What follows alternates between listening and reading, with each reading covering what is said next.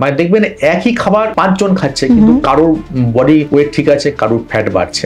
যার ফ্যাট বাড়ছে তার ক্ষেত্রে বুঝে নিতে হবে তার মেটাবলিজমটা কম। এবার আমাদের একটা খুব কমন আইডিয়া আছে যে ওবেস মোটা লোক তার বোধহয় খাবারের রিকোয়ারমেন্টটা বেশি। আপনি দেখবেন সবাইকে জিজ্ঞেস করে সে কিন্তু বেশি খাচ্ছে, এবার সে বুঝতে পারছে না যে তার কিন্তু মেটাবলিজমটা কম, তাকে কিন্তু খাবারটা কম খেতে হবে। খাবারটা কম খেতে হবে মানে এটা বলছি না যে আপনি আধ পেটা খেয়ে রাখুন, তাকে খাবারের পদ্ধতিটা চেঞ্জ করতে হবে।